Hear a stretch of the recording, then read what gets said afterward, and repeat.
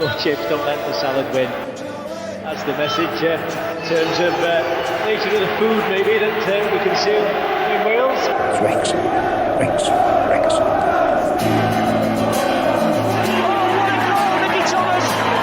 He's done it, the magic little man, Watkin. Oh, he scored!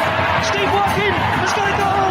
Ball breaks for Bowden, it's in early, as Rush likes it, and he'll chase it, he'll collect it, Cae Ras! Bennett, and that's a second for Wrexham. Well, classic, changing defence into attack. Conley! 1-0 to Wrexham, Carl Conley's done it! Crumble for options, put it back to Morels. Oh, it's a good save! Oh no, it is, and it's in the back of the net. Andy Morel. What a goal! What a goal! What a goal from Cae Ras and Cardiff! Folks, good wake your kids up. Something special is happening here tonight. Wales are going into the semi-finals of the European Championship. Wanagati, Ferguson has definitely won it for Wrexham now. And here's Mendy! There's that race-class roar again! Saved by Foster! Wales are going to the Euros next summer. Wilkinson's wonderful Welsh women. Wales! Wales have done it! They've reached the World Cup! It's him again! Champions! Wrexham are promoted! They have their storybook ending! The first team in history to eat more chips and not let salad win.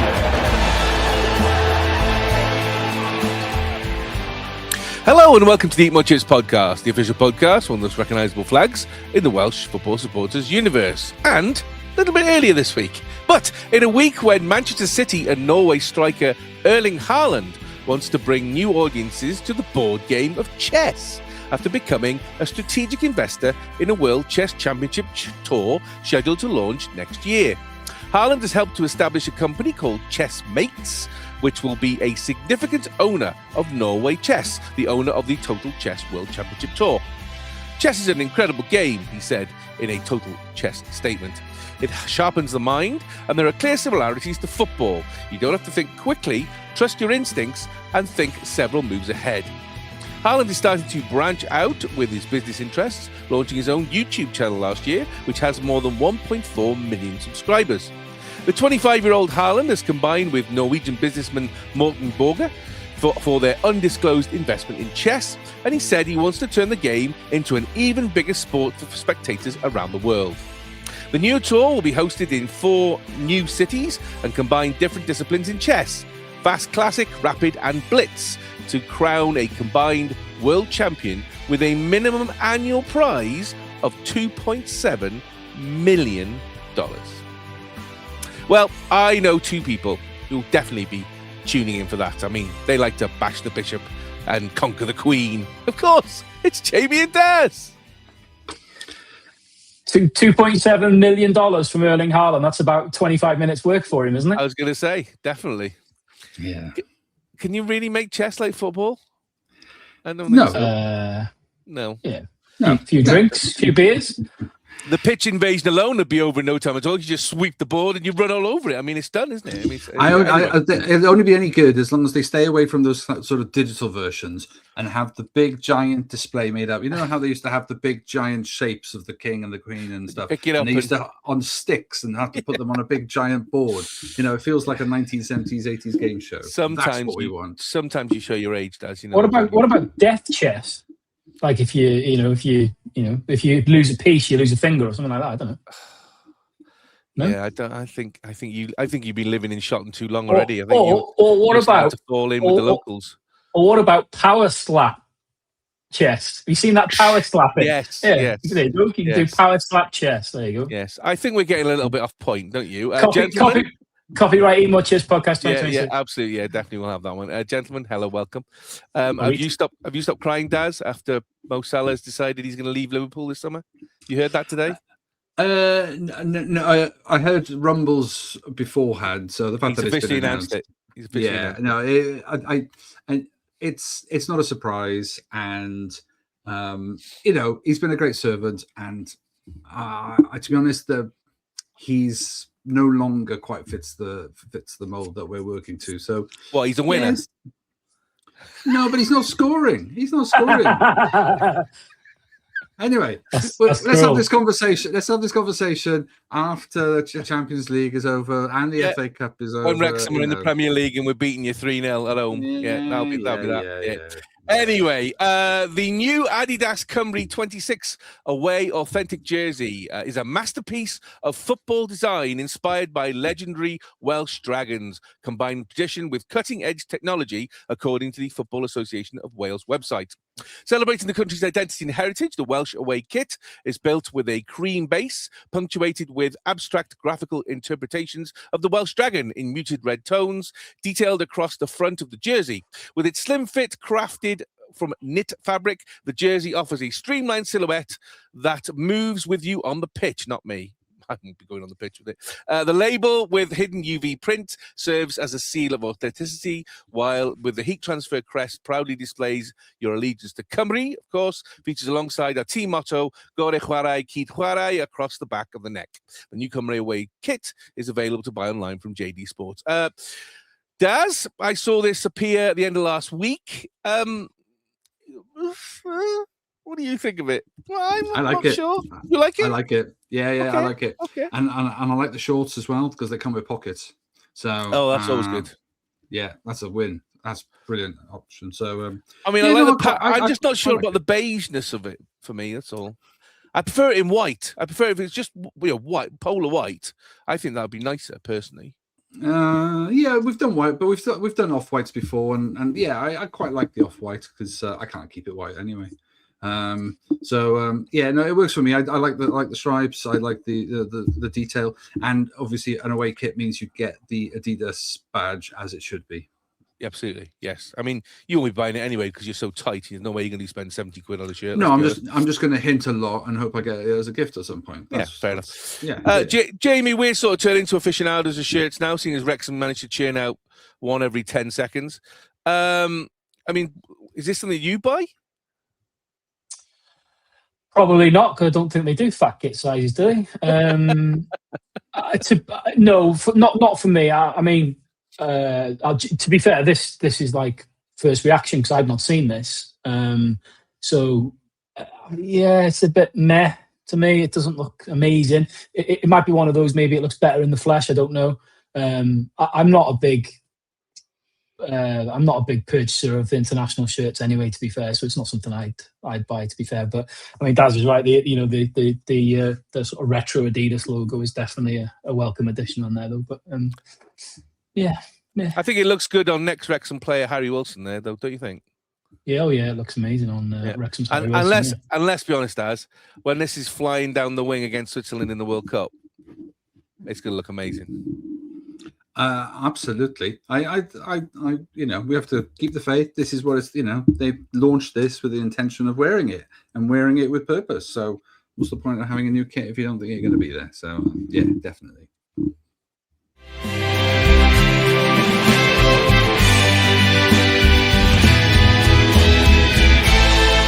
Well, Saturday, and it was the last league game of the Championship before the international break. Wrexham made it all the way up to Bramall Lane to take on Sheffield United on what was a beautiful Saturday afternoon. Proper football weather, which was lovely to see.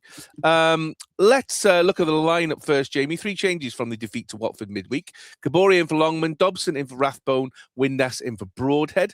Loads of people were saying, surely we've got to see Scar in the back. Surely we've got to see DKD. None of that. He just keeps churning over the same kind of small group of players. I mean, was this a case, do you think, of him saying, just give me 90 more minutes and you can have a rest? Or is this going to be it now for the rest of the season and you're not quite sure why he's bought DKD? Dan Scar is already on the beach. Kadamata, he basically might as well, stay in the playpen. All these things are true. Yeah, I think, Dan Scar, I think it's been a welcome surprise this season because I'm not sure many of us would have probably said that he would have been in the squad, championship squad anyway. And then the few times that we have seen him this season, he's actually looked pretty decent. So he's been a positive, option to have. But I wasn't surprised to see the same back three because Parky's made it very clear that's his preferred three at the moment. But yeah, the DKD one is I am proper scratching my head with that. He's still. I'm more surprised that he's come to the club to be a backup, an insurance policy, because that's pretty much what he is. He's been at the club long enough now and he's had enough training, so given how well he was doing at Barnsley, he was like top of the scoring charts and top of the team every week. I'm surprised he's come if he knew from the offset he was just going to be a backup. I genuinely thought he would start this game, to be fair, because they looked dead on their feet against Watford, and it's the majority of the same team. But look, like we said, keep saying every week, don't pick the team, do we? It's just not for us to pick, and we have to trust Parky's judgment. We didn't get your take on it, Daz, last week. I mean, what do you think of all this? Because he's literally flogging that back three to death. I mean, I think they've played now every minute for the last 10 games. I mean, that's a lot of football to put on three individuals, don't you think?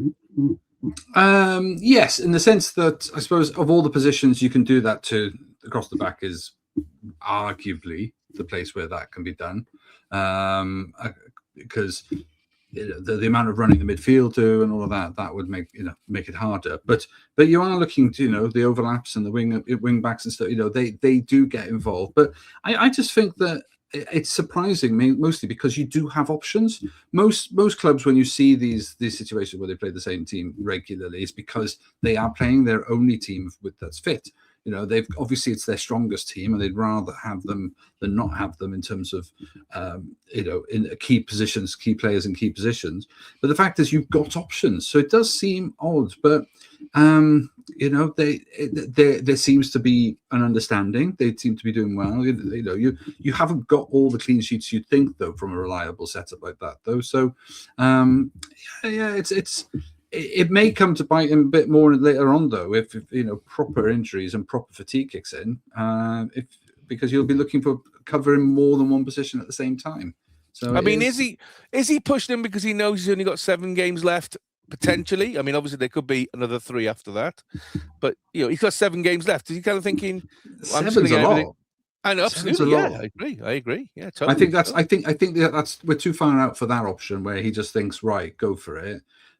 So this is still a tactical choice, and this is clearly, utilizing and playing his strengths and, putting his best, his better lineup at the back. So, well, call Interpol is all I can say, because there was a massive robbery at Bramall Lane on Saturday. Ironically, I didn't watch the game because I was out shopping. I had to go suit shopping for mine and Jamie's sister's wedding next week, because guess what? My suit doesn't fit me. Bit too fat. So I didn't see any of the game. I picked it up about 10 minutes into the second half, and all I kept getting was, we should be battered, and we should have been battered. Sheffield wasted a golden opportunity right at the beginning, apparently, to go ahead after 11 minutes when Harrison Burrows squared to Patrick Bamford, who was totally unmarked after Dom Hyam slipped. And although the striker guided his effort wide from close range from about, looks of it's 4 yards out. I mean, Jamie, A, what a miss.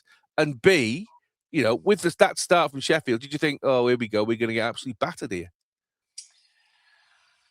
Yeah, I'm not sure I felt, we were going to, I'm not sure I felt after their start we were going to get battered, but as the half went on and as the game went on, I started to fear the worst because it was a really, really tough watch. That miss from Bamford was... I think he's been watching Lewis O'Brien shooting videos, to be honest, because it was. I mean, it's unbelievable to think that he scored a goal of the season contender at our place back on Boxing Day, and he probably had a miss of the season contender at home on Saturday. It was unbelievable. Literally, it was 6 yards out, just Arthur to beat, and it was harder to slice it wide like he did than it was to hit the target. I honestly don't know what he did. But yeah, we were massive let off for us. But I mean, I think that move was a kind of a highlight of a theme we were going to see quite a lot throughout the game, which was their transition from back to front was very, very fast, and we really struggled to get the bodies back behind the ball, and for many times in the game, and that move was a great example of it. We looked like we had like they had more players on the pitch than us, because we just looked like we were outnumbered at the back, and we looked really thin on the ground. But we massively rode our luck and had to ride that storm in the first half, because they did create. They had so much of the ball, and a lot of it was a little bit sideways and backwards. But then also they create some good chances. Yeah, I think you do have to remember that we did have a couple of chances as well. Those kind of went a little bit kind of forgotten about because Sheffield United were so dominant with the ball. But Sam Smith's had a really good header just wide in that first half. Lewis O'Brien just had a header just wide. Windass had a shot that was quite tame but saved by the keeper. But in the main, we were just, in that first half, we were just not at the races at all. It was very much a continuation of the first half of the Watford game. We looked leggy. We looked really lethargic, low on ideas. We again lacking that creative midfield player. Sheaf, James, Sam Smith was incredibly isolated again up front, and it was for that first half was a real tough watch. How it was 0-0 at half time, I have not a clue, absolutely no idea. Well, as I say, after the Bamford miss, it was 0-0. Adam Davis made a routine save to deny Windass. Burrows failed to hit the target after being picked out by Callum O'Hare. It typified a wasteful opening half from Sheffield, having survived those scares. Wrexham almost punished Sheffield United as Cabore's floated cross was nodded narrowly wide by guess who? Yes, bullseye himself, Lewis O'Brien. Gus Hamer finally managed to beat goalkeeper Arthur Okonkwo from Riedewald's cross, but Wrexham were rescued by the offside flag as they kept themselves in the contest going into the second half. Wrexham thought they had stunned Bramall Lane at the start of the second half, right at the beginning when Windass drilled beyond Davis 16 seconds after the restart, only for the offside flag to deny Wrexham the opener. And then Wilder's men went in front just minutes later, as after Okonkwo kept out Bamford's strike, Brooks was on hand to rifle the rebound into the net for his 6th goal of the season. I mean, Jamie, as you said, we weathered the storm by that point. And as we've seen from Wrexham before, this is a constant. We kind of don't come out of the dressing room. We always seem to give away a goal within a few minutes of the half. And we saw it again in this game. Yeah, I mean, it was one of those scenarios. It was one of those first half performances again where we came out in the second half and you're just hoping to see some sort of an improvement. I was quite surprised he didn't make a substitution at half time, to be fair. I know he doesn't do that very often. Excuse me, but I was quite surprised that we didn't make any subs at half time. But we continued.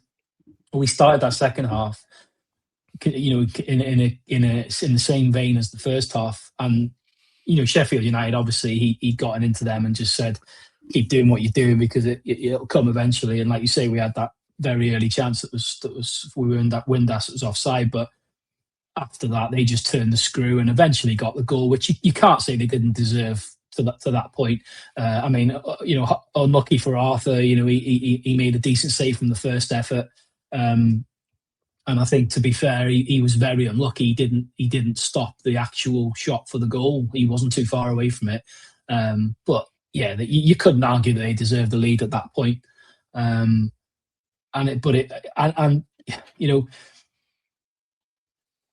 that stage you are, I think any Wrexham fan watching that would be lying if they said they weren't concerned at that point, because we hadn't played particularly well again.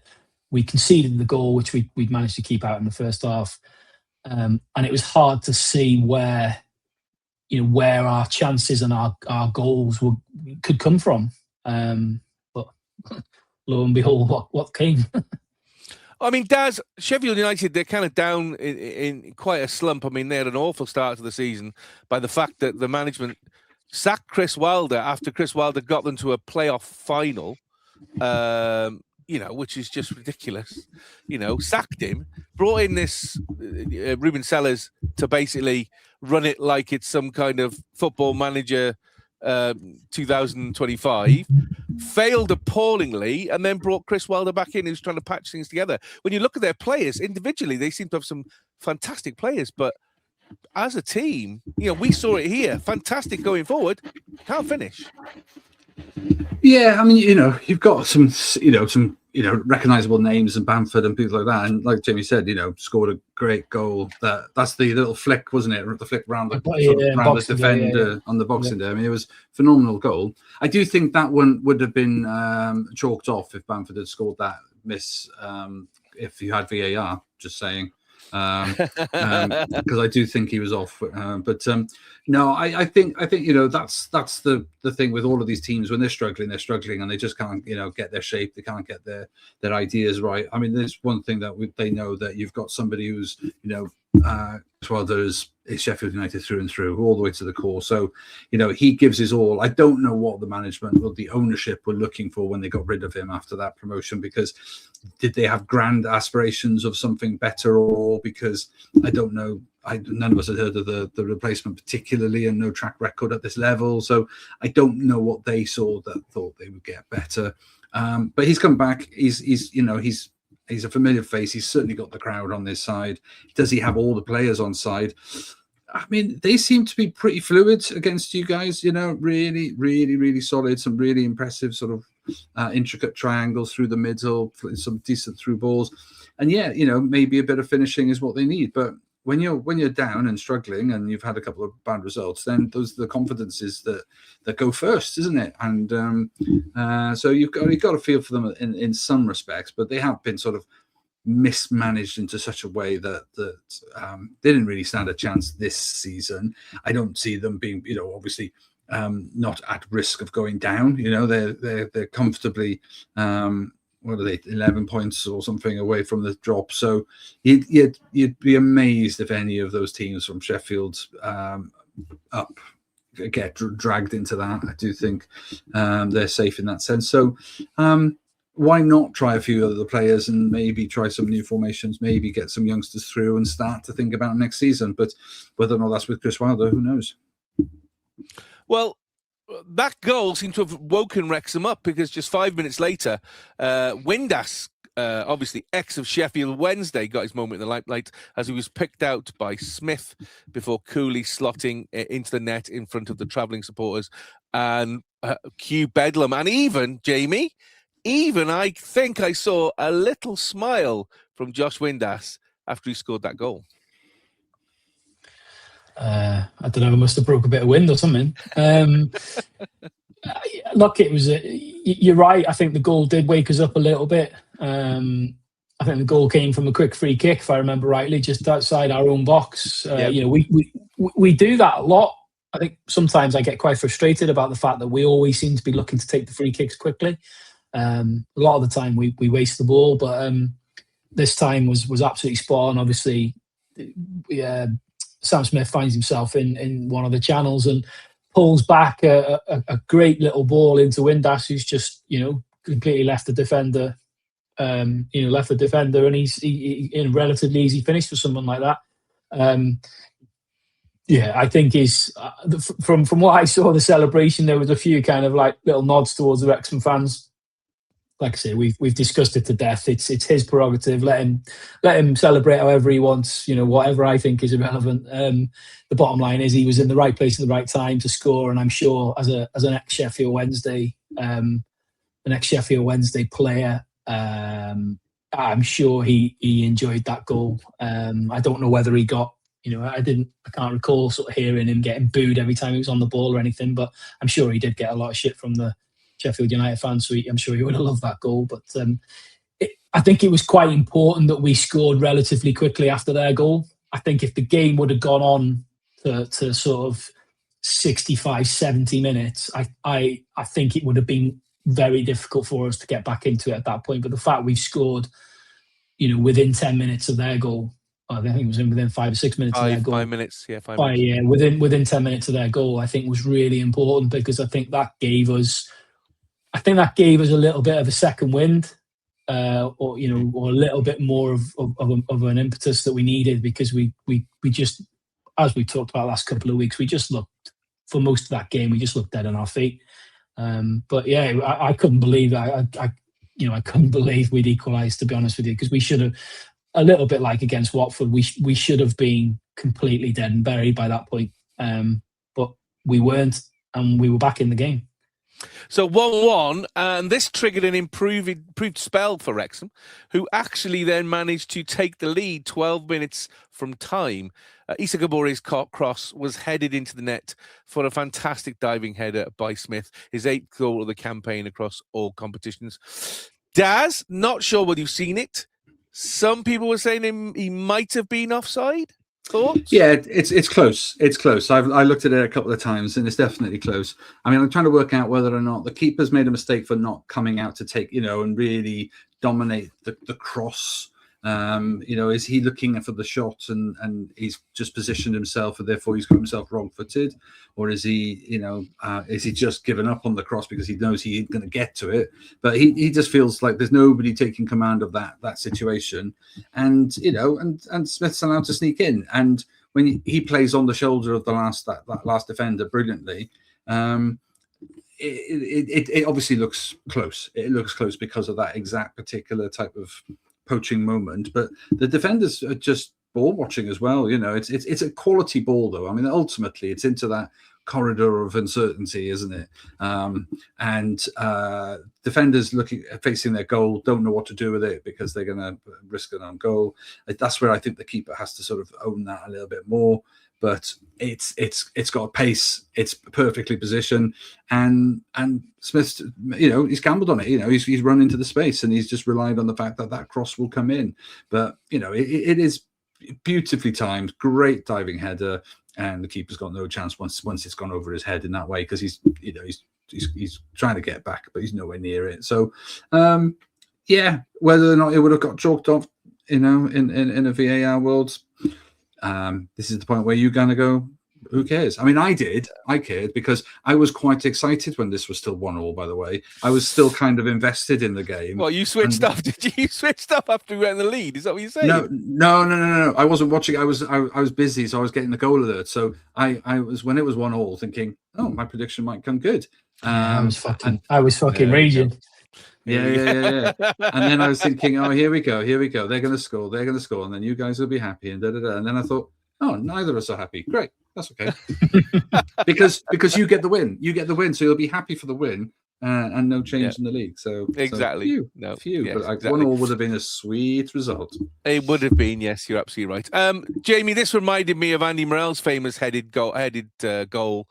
When he was playing in the Wrexham shirt. I mean, you can see from the picture, from his reaction as well, how much this truly meant, because this was a real, for me, battler's performance by Wrexham, because as we've said, we criticised a little bit during the Watford game. You've said it yourself earlier in this, we've looked tired, we looked jaded, but what a fight back and what a goal to do it with. The celebration, and this is not me having a dig at Josh Windass before anybody calls me out on it. Smith's celebration was superb. There was John Stead, that's one of the official club photographers. Obviously, it goes to all the games. So he does a technique where he does burst shooting. So what he does is he's taking lots of frames very quickly and stitches them together and creates a GIF. He's done it a few times this season, and he did an absolute superb one of that celebration, which literally had frame by frame of Sam Smith going onto the advertising board, jumping up, punching the air. It's absolutely brilliant. The goal was amazing, absolutely amazing. The cross, it's the cross that makes it. Daz is right. Smith gambles a little bit on getting into that space. It's the cross being being put right into where it needed to be. I mean, he completely ghosted in between the two central defenders. Daz is absolutely right. The goalkeeper's got to take command there. Because the ball is so good, it's completely taken out the two defenders. But he's gambled that the ball was going to be there, and ultimately he's thrown everything at it. Offside is, like you say, neither here nor there really, because we haven't got VAR, thank God. But it was a great finish, and honestly, I couldn't believe that we were in the lead in that game. Granted, I think after we'd equalised, we did play better. We did play better, the best part of the game for us by a mile. But how on earth we were in the lead, I was gobsmacked, to be truthfully honest with you. But I would gratefully take it. Well, Brooks and Tom Davis both missed the target with efforts late on, but Wrexham managed to hold on for the 2-1 win. They get their 17th league win of the season. They do the double over Sheffield United. First win ever at Bramall Lane in 163 years. Wow. And finished the week 7th in the table with 63 points, equal with Southampton in 6th. 3 points. And just listen to these games. Listen to these teams for a second. Because as I was writing this, I had to really pinch myself, okay? So we are equal with Southampton in 6th. We're 3 points ahead of Derby County in 8th. We're 7 points ahead of Watford in 9th. And 9 points ahead of Norwich City in 10th going into the international break. Jamie, before I get see if your head is as blown as mine when I did that, the good news is you can pop that cork. Officially, mathematically, it's impossible for us to get relegated. So whatever happens, Championship football next year, go us. So that's amazing. It. Of the 3 things on my list, that's number 1 crossed off. We've achieved it. We've managed it. Before I ask you about what you thought of the actual performance in general, for us to be where we are, as I've just read out those names, Southampton, Derby County, Watford, Norwich City, how mind-blowing is it for you? Is it as mind-blowing for you as it is for me? 100%, but I think you probably won't. I don't think it'll properly resonate until the end of the season. You know, even if we don't make the playoffs, I think when I look back at the final league table, I think there'll come a moment. At the minute, it's just so intense and you're just so in it. It's hard to sometimes take in the kind of the history and the stature of some of these clubs that we're around.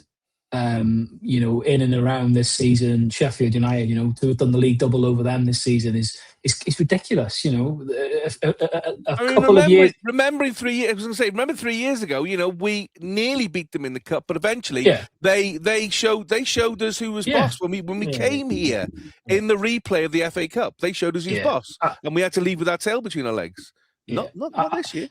I think this season has been such a whirlwind. Whatever happens, it's been such a whirlwind. I think it's only going to be at the end of the season when you can kind of stop and take a breath and look back that it will possibly sink in a little bit more exactly what they've achieved. You know, like I say, wherever they finish. This result for me. And you're probably going to think I've been sniffing glue or something when I say this, but this result for me, I think, is our best win of the season. And the reason why I'm saying that is not because of the performance. I just think that when you consider everything going on around it, as in what happened against Watford the week before, the sheer number of games we've had to play, to pick up a win in that game, I think could be monumental come the end of the season. We will see.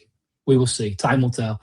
I just think it's that significant a win in circumstances where we were nowhere near our best. And if you're being brutally honest, we should have lost that game comfortably.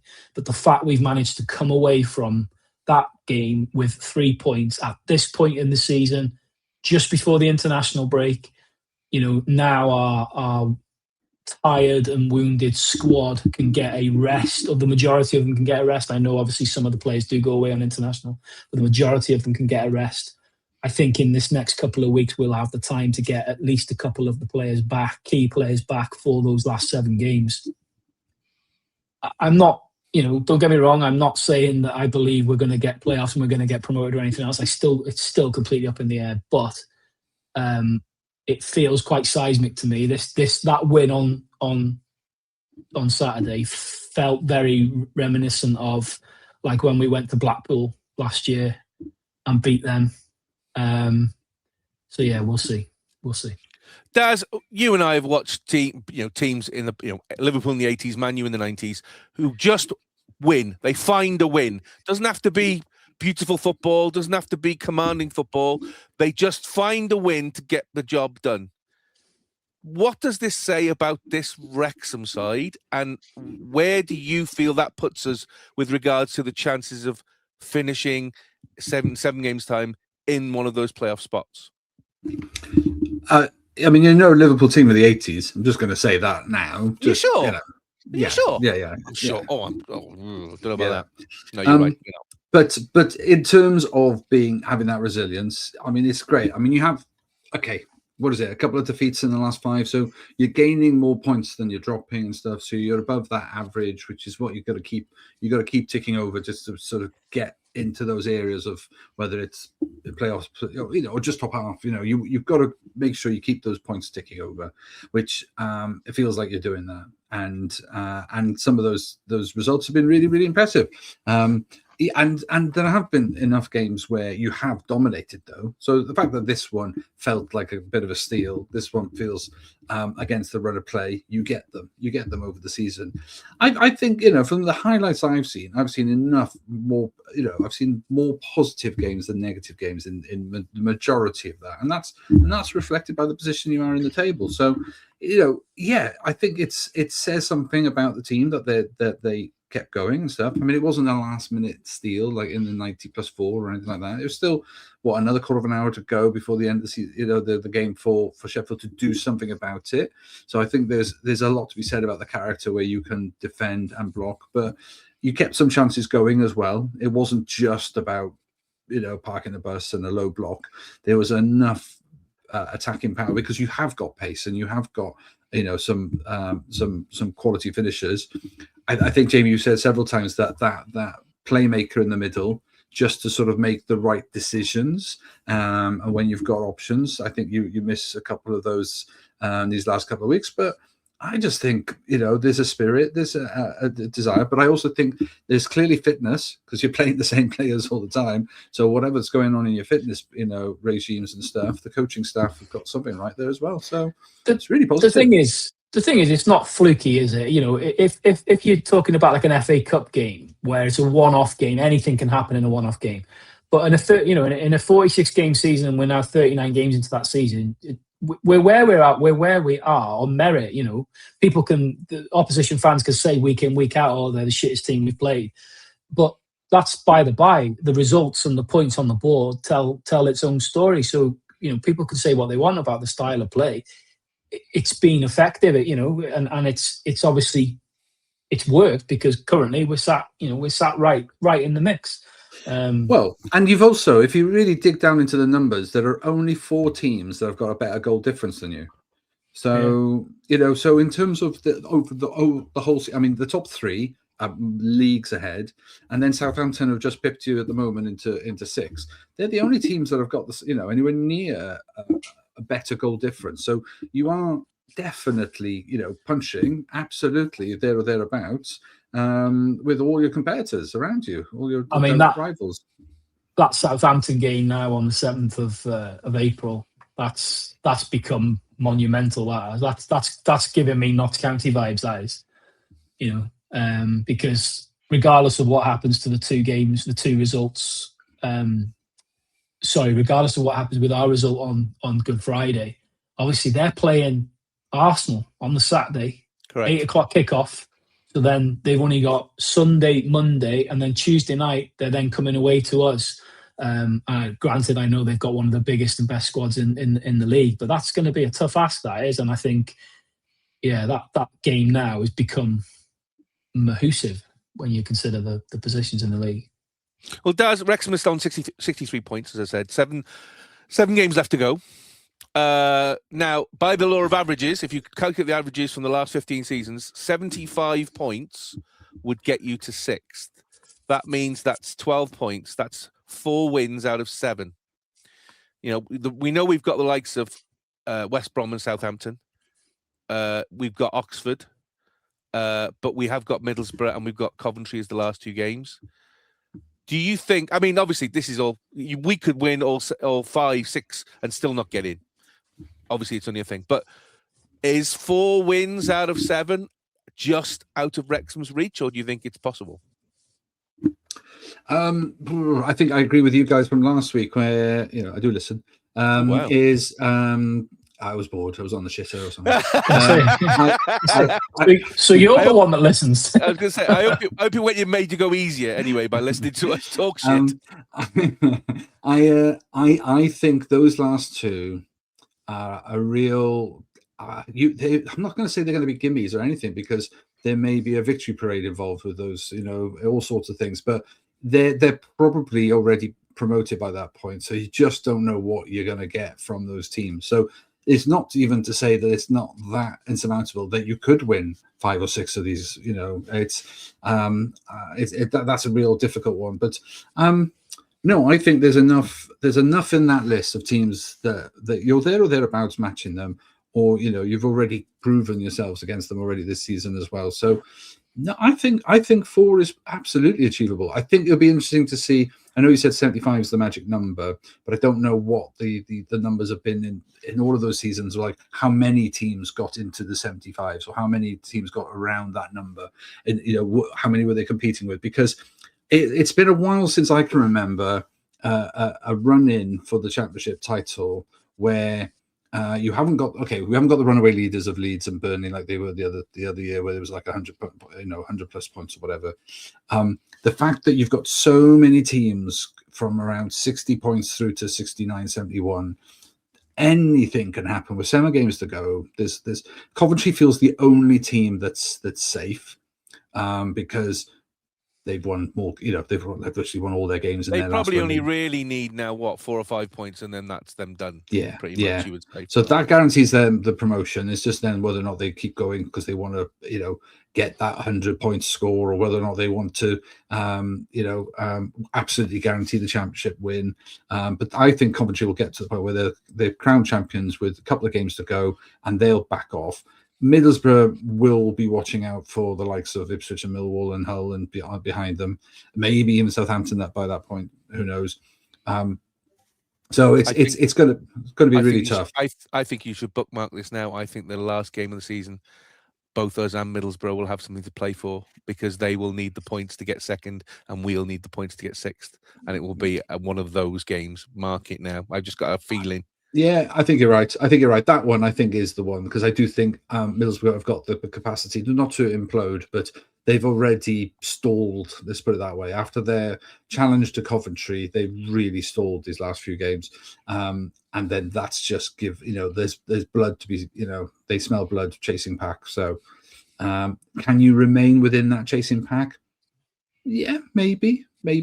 But I do think Southampton, Hull, Millwall and Ipswich are the teams who are likely to be in that top 4. I do think so. And I think Wrexham may get pipped and end up seventh or eighth. So, which would not be a disaster by any shakes. Oh, God, no. Jamie, who's our biggest target? Is it Southampton or is it Hull? I think if I'm being honest, I think it's more likely Hull. I think Southampton.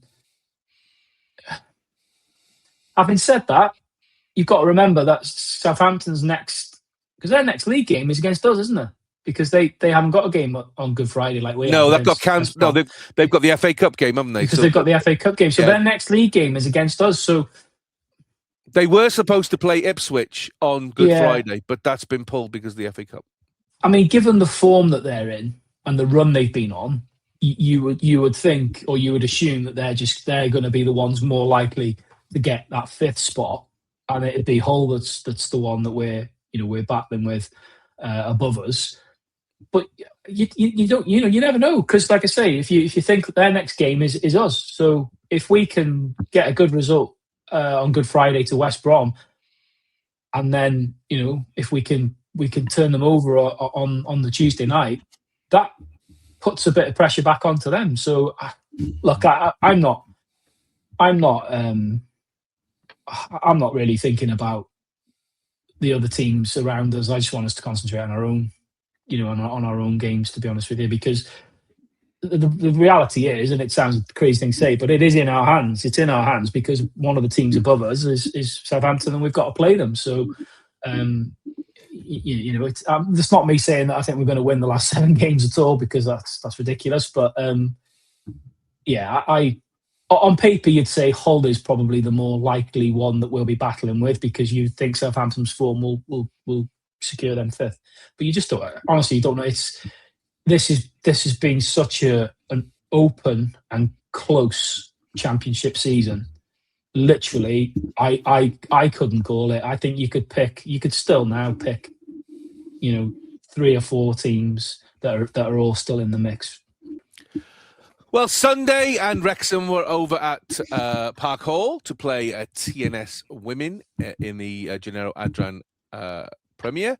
3 changes, Daz, from the win over TNS at home. Cara Jones in for the injured Michaela Wildgoose. Maz Mahmood on for Faye Knox, and Rosie Hughes in for Ava Suckley. I think the big surprise for me was Faye Knox being put on the bench. Obviously, she came on later. Is that just we know we've got a busy period, we just need to keep you on ice for a bit, or was that tactical, do you think?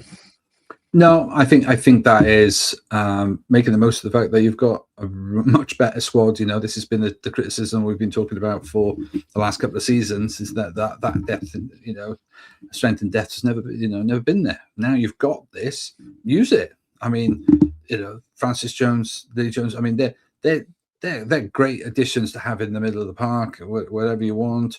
You know, the fact you've got options, that's the thing. You've just got options, which is fantastic. And even if you're carrying an injury like Wild Goose or anything like that, then you can absorb it a bit more. That's not something you can say that used to happen. So no, definitely rotation for me, because I think you've just got so many good players in all of those key positions now. Well, in what was a much tougher game than the week before, both sides traded chances in the first 10 minutes of the contest. Wrexham's Mahmood's strike from distance was tipped around the post by Howard, while at the other end, Liz Craven had to be on full stretch to deny Richardson's free kick from sneaking in. More first-half chances followed. Mahmood danced her way into the box, but Howard once again denied her, this time by sticking out a leg. Best opportunity of the half fell for TNS. Gibraltar international Caitlin Chapman managed to open up space for herself in the wing, and her pinged cross found Lexi Jones, with the striker's first-time shot went narrowly wide of the post. I mean, just wide. It was very, very close. Jenny Sugarman's side almost broke the deadlock a minute before the break. Katie Barker jinked her way into the box, but before she was about to pull the trigger, Mia Davis made a superb intervention as the first half ended level. I mean, Daz, very tight first half. Both sides kind of going at it. Wrexham probably squeaked it by having the most chances, but couldn't really finish. But you could tell that TNS were up for this from that first half display. Yeah, definitely. I mean, there was it was both teams getting their chances, like you said. But you know, there was a lot of movement from one end to the other. I think there was a lot of passion, a lot of energy. There was a lot of sort of, you know, blocks, tackles. You know, it was a feisty one. It was absolutely a proper feisty one. And the keepers had to be alert, really, really alert. You've already pointed out a couple of those key saves. There were a couple of classic sort of speculative sort of cross-come shots that on another day may have crept in under the bar, but there was a couple of, you know, close calls, shall we say.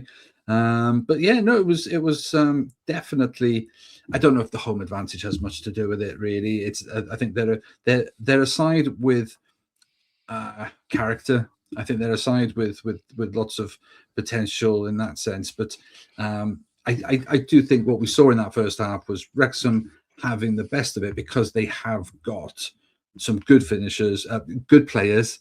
For whatever reason, the finishing wasn't as good this week, but there's no denying that there was some really good blocks, really good defending, and yeah, and I think, like you said, keepers being called upon doing their thing. Well, it was almost a perfect start in the second half for Wrexham. Hughes released Barker, who, with a through ball and the number 18's chipped effort, landed just wide of the post. It was the turn of TNS then to apply pressure. A wave of attacks came early in the second half, but Wrexham's defence stood resolute and saw off the danger every time. And the game was hanging in the balance, to say the least. I was getting incredibly nervous. I'm thinking, I don't want us to trip up here. But 67th minute, deadlock was finally broken. Running up the touchline into the box, Knox took the ball from about 40 yards out, beat about 3 players, plus the goalkeeper weaved a way around the onrushing Howard before tapping home into an empty net. I mean, Daz, you don't need 11 players. You just need Faye Knox, because what a solo goal that was. I mean, do you think, is that down to Knox's skill, or is that down to the fact that TNS players, and more disappointing maybe Howard in goal, didn't catch that ball and keep hold of it? I do think the defence has a part to play in this one. I do think there was a couple of moments where it's cynical, but take a card for the team. There was a moment where very early on, she's outside the box at this stage. Of course, key part of this decision, my suggestion. But there was a point where they just needed to make sure she didn't get through, and they didn't take it. So it was a little bit generous. Now that's not to say that Knox didn't have skill. I mean, I think what also happens, I can't remember who's on the wing. Is it Suckley or somebody is playing an overlap, and so those two defenders, one of them has already got their body turned and is looking down the wing in case the through ball goes to the winger, and so you use the overlap first to make that space, and then she just went head on at the other defender and gets past, and that's the one I think that probably should have really taken her and cleaned her out, really, as they pushed her wide. And you can argue that the goalkeeper then at her feet really should have claimed the ball, full bravery, full, whatever the knock that you get in those situations, just go for it. But you take ball and player and you just make sure that nothing gets past you. And the fact that Knox is able to sort of, squeeze it through and literally walk it in, then eventually into an open net. A couple of defenders are on the line, but they're just too slow to get to react to what's happened. Well, they're probably surprised he got through, because they thought, I would imagine they thought Howard was going to stop it. As you say, take the player and the ball, just go at her and stop that ball. But it's almost like Knox danced over the top of her and took the ball with him.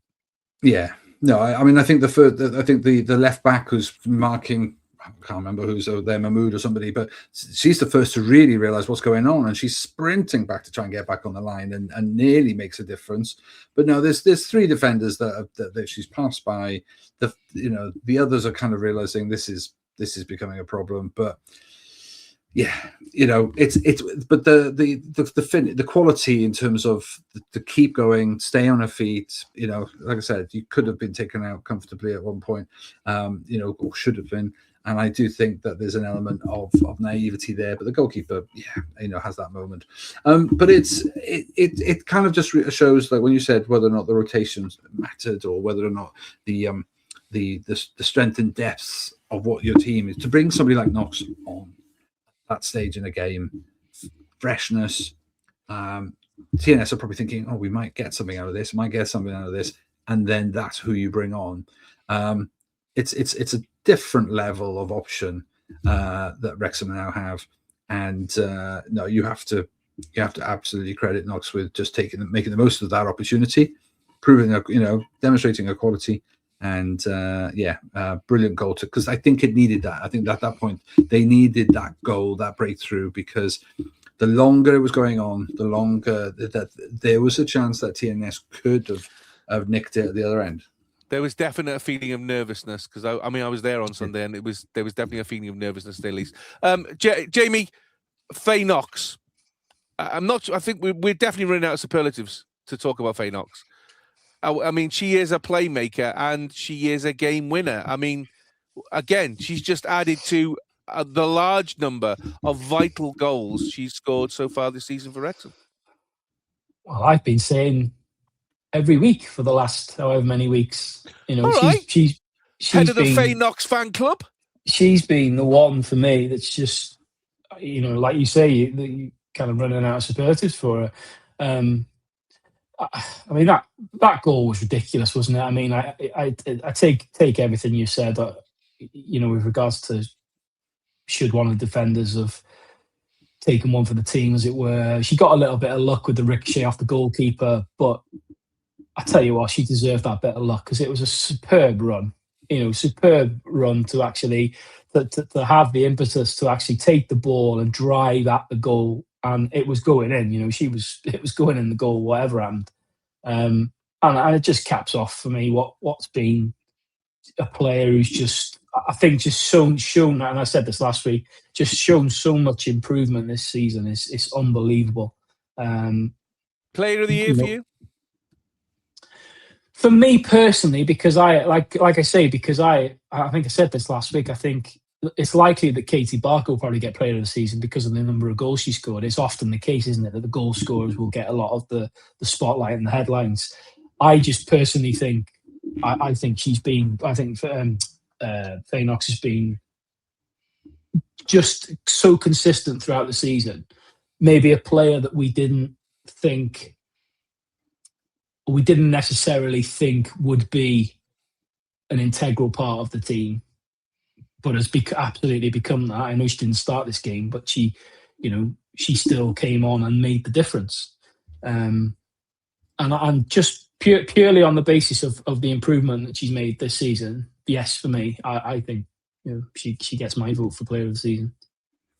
Well, Evie Sadler came on for her debut with 6 minutes of the game remaining. Great to see her finally making her start in the Wrexham shirt. And with minutes remaining, the youngster looked set to run clean through on goal. However, she had her shirt pulled by Mia Davis, and the TNS defender was subsequently sent off by the referee for a second bookable offence. And then the game really started to crumble because to add insult to injury, TNS Yasmin Evans was also shown a red card for absolutely just wiping out Frances Jones as she was clear on goal. And then with 9 players, TNS couldn't muster any more attacks, and that allowed Wrexham to hold firm and clinch another 3 points with a single solitary 1-0 win. Was that second red card, was that a straight red? No, double yellow. No.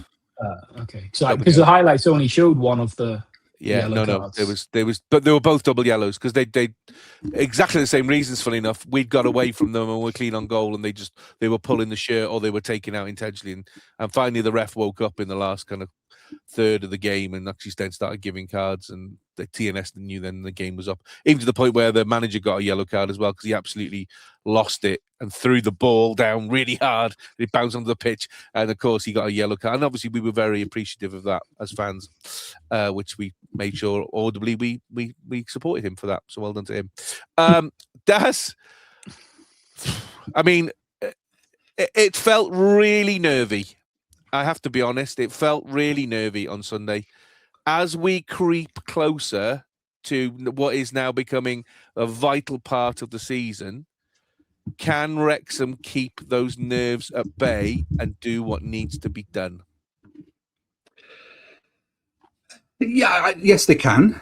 Yes, they can. I mean, it will be nervy, but I do think they've shown themselves that through quality leadership, whether it's some of the new players, whether it's the new manager, whether it's new players, or stalwarts in Jones and co. And I do think there's enough in that squad now where you've got winners from elsewhere who have come in and going, right, this is what we need to do to get over the line. And I think the manager is the key in all of that. A winner from elsewhere, has achieved. Whereas I think for too long, Wrexham had been, always been the, it had to reform itself. That's how so significant an evolution it's taken. And with the dominance of Cardiff for so long, it's great to see a team adding to the mixture of Swansea and Cardiff. So can they hold their nerve? Yes, they can. But of course, the games they've got coming up, by nature, unlike the men's game where you're playing a West Brom and we've just played Sheffield and teams in the lower part of the division, which you're not going to say they're gimmies or say, but you're not playing Coventry, Middlesbrough, Ipswich every week.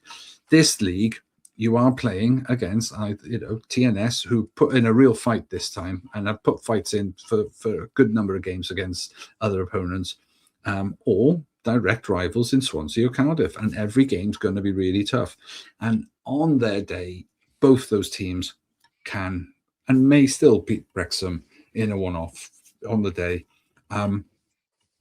But I just think there's some swagger about this team at the moment, about the way they've been playing. This was the most, not swaggerless, I don't know what the word is, but a little bit more mechanical and a little bit more, there's a word I'm missing at the moment, but but where there's a certain grit to the game that they needed to get through it, and they showed that as well.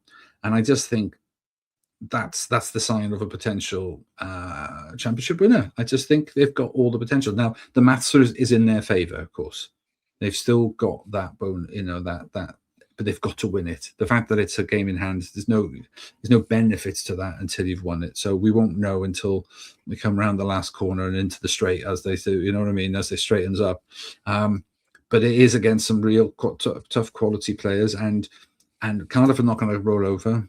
They've already proven that now with the semi-final the other week, which was that was a performance. But Wrexham have already got one bit of silverware. So yeah, it's coming. It's turning out to be quite the finale, really. But I do think they can do it, and I genuinely think they will do it. Whether it'll be completely smooth sailing, not at all. Not sure I can take it. Let's look at the Gennaro Adrian Premier then. Unfortunately, again, Swansea couldn't do us any favours. They're useless jack bastards because they lost to Cardiff City. So unfortunately for them, that puts them in third, and that's where they'll stay, because now mathematically it is impossible for them to get any higher, and it's impossible for TNS to get any higher. So whatever happens, Wrexham are going to finish second this season. We're still 1 point behind Cardiff. We've still got that one game in hand, which we'll talk about in a minute. Jamie, I think we've reached that time where Rob Mack would say it's squeaky bum time. Some of the performances over the last few weeks haven't been the blitz that you would like to see, where you see Cardiff kind of, Cardiff, when Cardiff took on TNS, they beat them, I think it was 5-1 or 5-2. We managed to just about squeak past them 1-0. Are you concerned that Wrexham don't have a blitz ability to be able to take out Swansea and Cardiff, and Swansea twice, potentially? No, I don't think... I think we've proven this season that we are capable of blitzing teams. Beating Cardiff in Cardiff a couple of weeks ago, 3-1. You could argue that's a blitzing performance, blitzing result. Okay, we've won by 2 goals, but you have to look at the context. I'm not bothered about blitzing teams. It's just about getting the points. We're in a situation now where it's dead simple. It is dead simple. We have 3 games left. We win the next 2 games, and that's it. We've done it. So whether it's 1-0, 11-0, I don't care. They won't care. It's just about getting the job done. And I think to kind of coin something you said a few weeks ago when we were talking about that cup game, I think it's our time.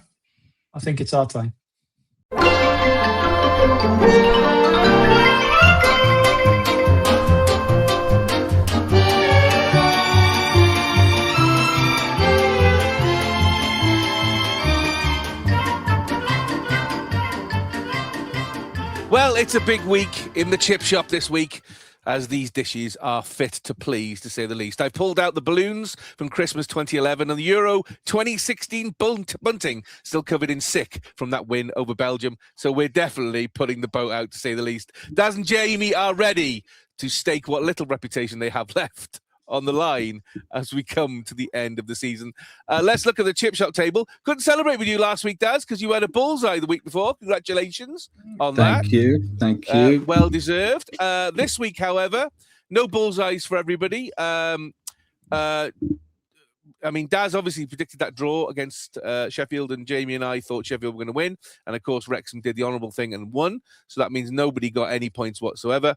And then the TNS Wrexham Women, we all predicted slightly bigger scores than it came out. So we'll all get a point, but no bullseyes, unfortunately, from that point of view.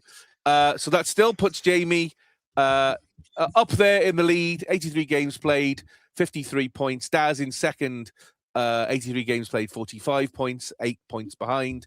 And then myself, 83 games on 41. Now 4 points behind Daz as he got that bullseye. So it makes it a little bit harder for me. But it's still all to play for. I'm beginning to believe that less and less as every week goes on. Jamie, you feeling confident yet? Have you cleared the shelf to put that trophy on? No. He's worried that when you play your whoever won the league predictions first, when all that gets settled, and we can work that out. That's what makes me nervous. I think at the to be 8 points ahead now, it's highly likely, obviously, that might reduce down between now and the end of the season. It's the fact that when we add your fag packet rules into it at the end of it, and you get, if you were born on a day that ends in Y, you get 3 points. And I explained the rules quite plainly at the beginning of the season. If you can't predict the right teams in the right places, you see, it wouldn't surprise me if you had a rule in tonight that says if you dress like you're going to go and tarmac some drive straight after this podcast, that you get 10 extra points just because you've got your fluorescent yellow. Don't diss the shirt, man. This is a beauty. This is like 10 years old. It's a lovely shirt, this. Anyway, still to play for, apparently. Unless you believe Jamie, who thinks I'm going to diddle him. But, not for you, it's not. You're screwed. Thanks for your support. Anyway, first into the fryer tonight, it's Swansea City Women. So, Wednesday, 25th of March. Are we at Llandarcy Training Academy? No. Are we at the Swansea.com Stadium? No. We are at the M&P Group 3G Stadium in Tonopandi in Rhondda Fawr Valley, Rhondda Cynon Taf, home of Cambrian United, which is 40 miles away from Swansea, but only 18 miles from Cardiff. You'd figure it out how that on earth is a Swansea home game, because I don't. But anyway, kickoff 7:30 p.m. Is that because of all the waterlogged pitches that they've been struggling with? Apparently so.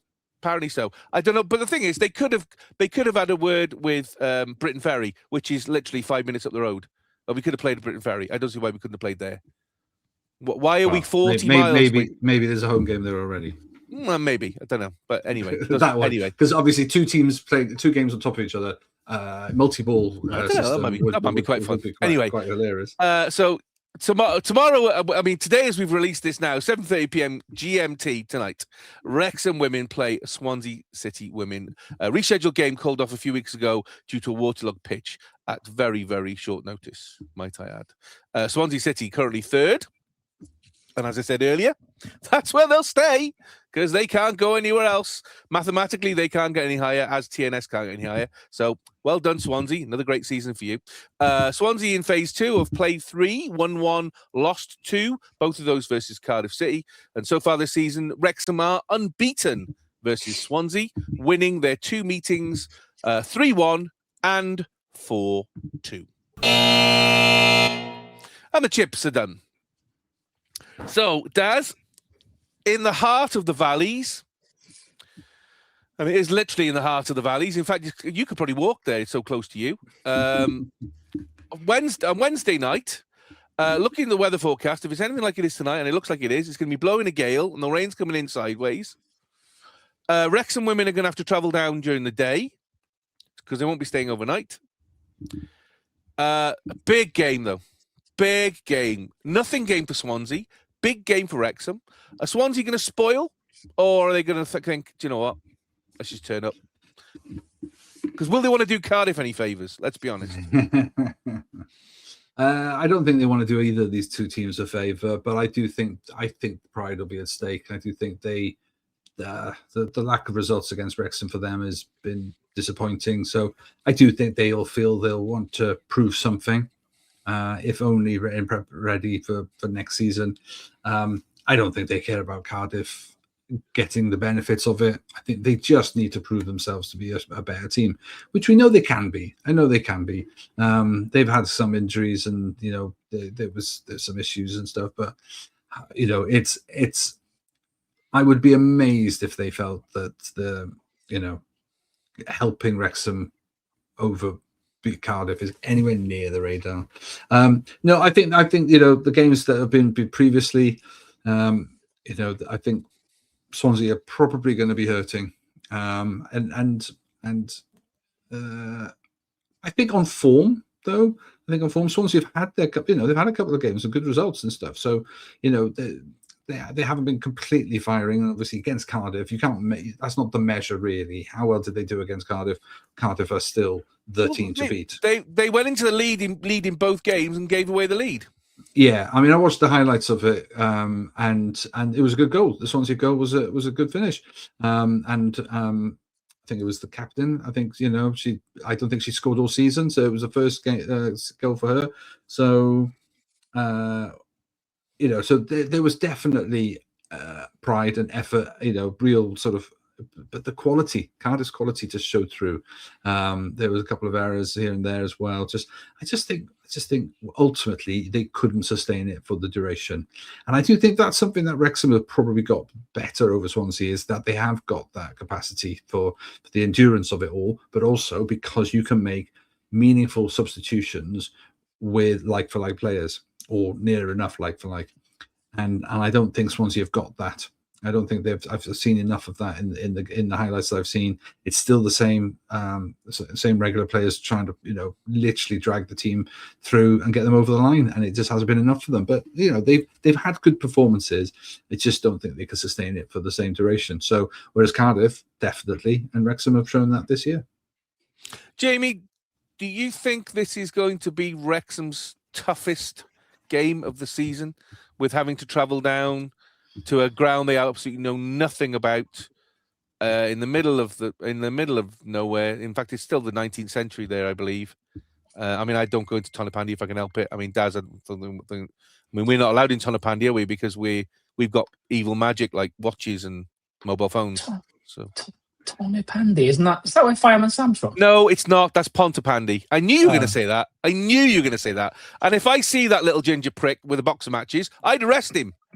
I wouldn't just say, now, come on, Norman Price, behave yourself. You know he's going to go off and set fire to a hay barn. Come on now. Sam? Where's Policeman Fred when you need him? Yeah, we have that conversation. We have that conversation in his house all the way through his kid's childhood, which is going, why isn't he in a probation centre? Absolutely. He's a fire starter, a twisted fire starter. any major incident, and you all look at him. I mean, surely there's something wrong here. The poor lad. It's all right. It's all right. Because next week's episode, he's going to pull a zombie knife out on Fireman Sam. He'll be fine. Is this Wrexham, getting back to point, is this Wrexham's toughest game of the season, do you think? Because they know that, I mean, if we lose tomorrow, it's not the end of the season, but it makes things a lot tougher.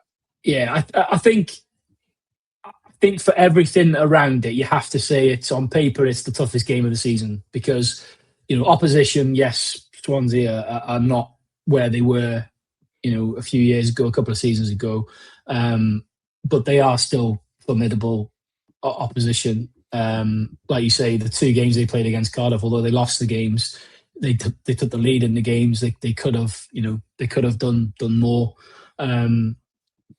The fact that it's midweek, the fact that it's, like you say, in the middle of some farmer's field somewhere, all those things add up to, like I say, on paper, it's our toughest test of the season. The point of the season that it's in, what's riding on the game. But like you say, it's not a be all and end all if we don't win. But again, like we've talked about before, I just think Jenny Sugarman's mentality is just so zoomed in. It'll be, you've got to fancy them, even with the odds stacked against them to a point. You've got to fancy them. So, time for the salt, vinegar, and sauce coach. Daz, what's your score prediction for Swansea City Women versus Wrexham Women? I think there'll be goals.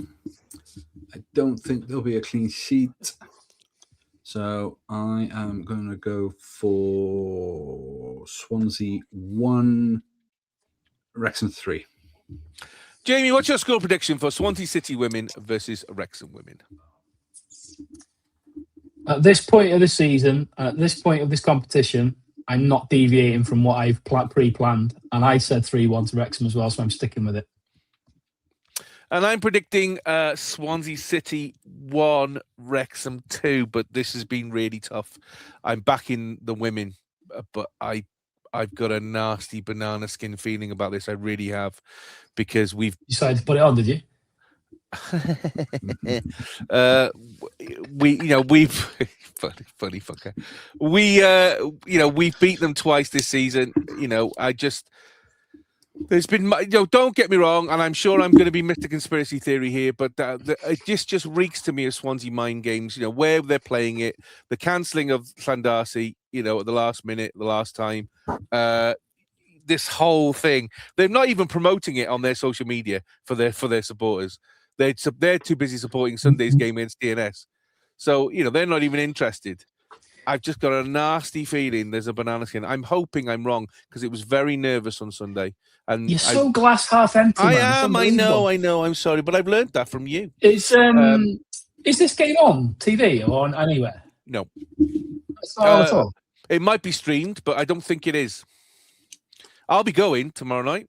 I'll be going because obviously it's 30 minutes away from me. So just get your phone out and just film it, and then watch it on live WhatsApp or something. I'll do a live. I would imagine, unless because Mark Griffiths, even if it doesn't get broadcast, Mark Griffiths normally goes on Mixlr and he does an audio commentary. So maybe have a look out on Mixlr, because it's goes on what? Mixlr. Mixlr. You never see Mixlr? No. Mixlr. What's Mixlr? MXLR. It's like it's basically a audio streaming thing that you can go. I'm not falling for that again. The last time you told me to Google something, I had the feds kicking my door down. It's true. It is true. Trust me. It's called Mixlr. Sounds like it's a very young person thing. Yeah, all right. Honestly. Anyway, no, it's not on telly as far as I'm aware. There's nothing on the website which says they're streaming it.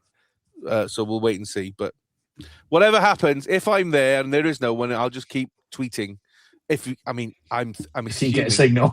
Exactly. I don't. With probably not. I'll have to probably send a carrier pigeon or something like that. You're making this place sound. You're making this place sound like what's the place on Stranger Things called the other world or whatever it is. Underworld. You're making it sound like that. I mean, Daz, there'll be lots of kids from the workhouse, won't there? So we can send one of them on errands, can't we? Give them like a half a crown or something, and they'll ferry messages, won't they? I'm sure they will. In the middle of cleaning chimneys and catching rickets. Luckily, I don't know anybody who lives in Tonopandi, so that's fine for me. But yeah, there you go. So let's and if anybody is listening from Tonopandi, I apologise. Please don't ban me. So let's wrap those chips. I can see my tyres are going to have knives in them tomorrow when I come back to the car. Let's wrap those chips up to keep them warm, quick. And next into the fryer tonight. Wow, it's Bosnia Herzegovina. So just to complete the heart-stopping week that I'm going to be having this week, 24 hours later, Thursday, 26th of March, at the Cardiff City Stadium, 7:45 p.m. GMT, myself and Mr. James on my right there will be at the Cardiff City Stadium to see Cymru versus Bosnia Herzegovina. Cymru will take their first step towards the FIFA World Cup finals in the summer. Please. As they take on Bosnia-Herzegovina in the winner-takes-all playoff semi-finals. Bosnia are ranked 71 in the world, 36 places below Cymru, although we know those rankings mean absolutely dick when it comes to games like this. They came second in Group H of the qualifying with 5 wins, 2 draws and 1 loss. They're kind of the most signature games, beating Romania 3-1 and drawing 1-1 with Austria, probably the 2 ones that jump out. Cymru obviously came runners-up in Group J, 5 wins, 1 draw, 2 losses. The only 2 losses, unfortunately, were to Belgium, who topped the group. But they did finish the group with a resounding 7-1 win over North Macedonia, which was an absolutely stunning game. This is a single-leg match. If the scores are level after 90 minutes, there'll be 30 minutes of extra time. And if we're still level after that, it'll be penalties to decide who goes through to the playoff final to meet either Italy or Northern Ireland. Daz? Probably Italy. Yeah, probably Italy. At home on Tuesday, 31st of March. Obviously, the last playoff Cymru played was for the Euros in 2024 versus Poland, where Cymru lost on penalties at the CCS. Don't want to repeat that, please. That was horrible. Cymru and Bosnia have previously met 4 times, with Cymru losing 2 and drawing 2. I was quite surprised when I saw that. Hello, Monty. Last time they met at the Cardiff City Stadium, Daz, was in the Euro qualifiers in 2015, where they drew 0-0. And the chips are done. So, didn't get your take, obviously, on when Bellamy announced the squad. A couple of key players. Ben Davis. Obviously, no Ben Davis. No Kiefer Moore. No Wes either. He's injured. And Chris Mepham as well. Chris Mepham is the other one. But Nico Williams is good. Dan James is good. Ethan Ampadu is good. Danny Ward. Danny Ward, of course, is good. And Harry Wilson, who is banging them in for fun at the moment, is good. Yeah. First of all, it's a semi-final. So this is the first stage to base camp. Bosnia, obviously, as I've said, they're quite low down in the rankings. But historically, we've never beat them. Yeah, so we'll beat them this time. That's fine. Don't worry. Okay. That's fine. Good. Well, No, I think the whole never beaten them thing. When you only meet teams every now and again, there's different generations. I mean, obviously, I'm assuming Zeko is playing again because he just always plays. I mean, yes. I mean, what is he now? 103 at least, something like that. At least. I bet he's got a banging Zimmer frame though, with all the money he's got. So. Yeah, I mean, I think he's like the 3rd highest World Cup qualifying goal scorer ever. It's just amazing that Bosnia, he's obviously carried the team. What kind of team relies on one player for so many years and to have them carry them through major tournaments? I mean, that's just not a way to win or progress. But anyway, I think the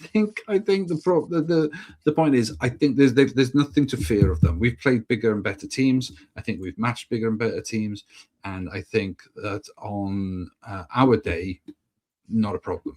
As long as we've got all of those key players that you're talking about fit. I do worry about Ben Davis marshalling the defense, even when he's in left back rather than a central position. Just having that wisdom, that experience. So Rodon's going to have to absolutely, do his thing. Whether Amps plays at the back, whether or not, I don't know who else would be looking to play. Cabango, somebody like that. Players that have achieved and done well, played well together. There's good communication. But what we need is our attacking force. Those 7 goals in the last game against Macedonia, they weren't flukes. There was some really, really good quality, intense, fast playing. And if you've got the likes of Wilson on form, Dan James in pace, whether it's can you play Wilson, James, and can you play Williams, James, and Harry Wilson together? Can you play those 3 together? I think we can play 3 versions of the 3 attacking players, but I don't know if he will. I think the thing is, I think Brooks is key for me in the sense that he drifts around playing in that sort of second striker and drifting in and becoming a midfielder that overlaps. He can play left and or right, so he's key for me. Wilson, we know what he can do. He's an absolute engine on him as well, and all we need is any free kicks near the edge of the box, and of course his confidence is high. We mustn't forget Nico Williams can also put them in as well. Has been getting a good run of games for Forest, and as much as they're struggling, but they're not actually struggling as a team. They're playing really well. And watch the game against Spurs. It wasn't really a game. No. It was, but Nico had a really good performance again. It's just he's always steps up for Wales, so he'll put heart on his sleeve moment. So I do think we know we can play the kind of football we want to play, and we've got the players to do it now. And fellas will want it fast. They want it, attacking, aggressive. And if we can hold the high line, I think, should be able to hold off an aging Zimmer-framed Zeko. But watch him score now that I've said that. Yeah, no, guaranteed. Yeah. But they don't necessarily have the strength and depth. That's why they've as in players playing top flight. They've got a player that plays in Serie A and then a player that plays in the Championship. That's about it in terms of top flight. Former players like Zeko, who used to play for City and has played for Roma and Milan. So I think that when we've got our best team, we should be no match. Now, whether or not they get physical, whether or not they play the block, rely on a counter attack, rely on a set piece, I think we have to be disciplined. So that's key in terms of giving away silly free kicks. You can never tell with international referees what kind of mood they're in. So I think I'd hate for it to be because we got reffed out of a game or bullied out of a game. I think we should just be absolutely expansive, play the game, even if we don't have Rambo, even if we don't have Davis. Shame not to have a Kiefer Moore to come on as an option. I do think the battering ram option, if we're struggling to knock down the door, then we can change it up. Instead of trying to play through, maybe play over, somebody to hold up, and then you can have your runners coming through from it, overlapping, whether it's a Cullen, whether it's Broadhead, whether it's whoever, it's those kind of players coming through. But Bosnia aren't going to play on a low block, are they? They'll leave some space. They won't sit back like a lot of lower teams might do and try and make it difficult. They'll leave us some space to get through, and I would imagine trying to hit us on the counter attack. But I do think that. But that means they will block to a point. I don't think they'll be expansive. Not that what I can see, but so what you think we'll have the ball more than they will? Yeah. Right. Okay. Yeah, definitely, and I think their most recent results have not necessarily been, yes, they drew to get their significant the qualifier. Their draw against Austria was what they needed, and that was a significant result. But they've got games under their belts. But it was Malta, it was San Marino, then that's not the competition. Now, of course, we had Montenegro, but we have had to play some, decent games, or had to get some.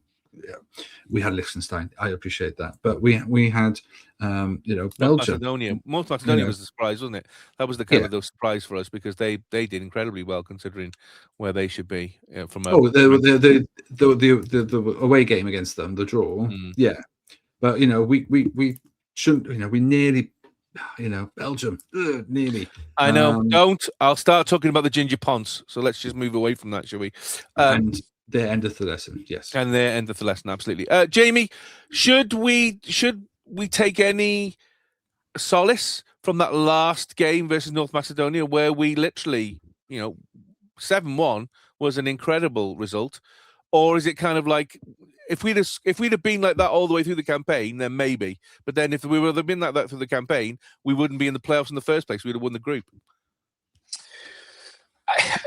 International football is always difficult, isn't it? Because you've got such big gaps between the games. It's not like domestic football. But that being said, you can't help but think that last win, that last performance, you've got to try and tap into that in some way. Try and recreate the atmosphere, try and recreate the performance. Like Dan said before, it wasn't just the fact that we won so comfortably. It was the manner in which we did it. Some of the goals we scored were absolutely superb against an opposition that I remember us talking about it before the game. We were a little bit nervous about because we struggled against them in the reverse fixture. Well, they'd drawn with Belgium twice, where we couldn't do that. So we were quite nervous about it. But it just goes to show, doesn't it, that when it clicks, we have got the capability. So it's difficult because it's not like you can carry the momentum from that game into this game because there's such a big gap. Obviously, you don't even know whether you'll have the same players available, etc.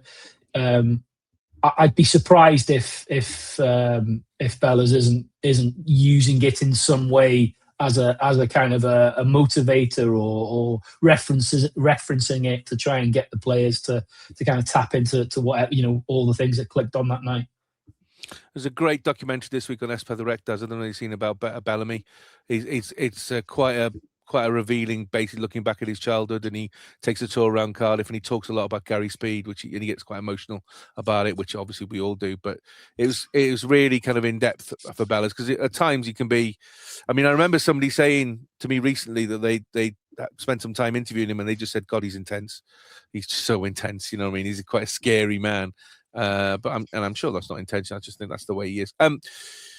How much do you think Bellas will keep some powder dry with the possibility of Italy coming, or is he going to just put all his chips on the table for this one and let everything fall it falls, rather than try and keep some people back so they're fresh for the potential game if we win this one? I don't think he'll do that. I just don't think he's the kind of guy that would risk it. I just think you have to put the result out there, put the team out there, get the results you need, and then if that means they reveal an element of their.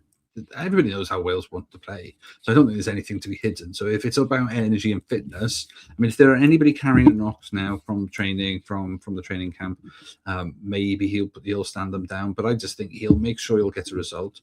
I think if we can get a resounding result, that would also unnerve either Northern Ireland or Italy, but probably Italy. But that's the thing, Italy have still got to get through their tie yet, and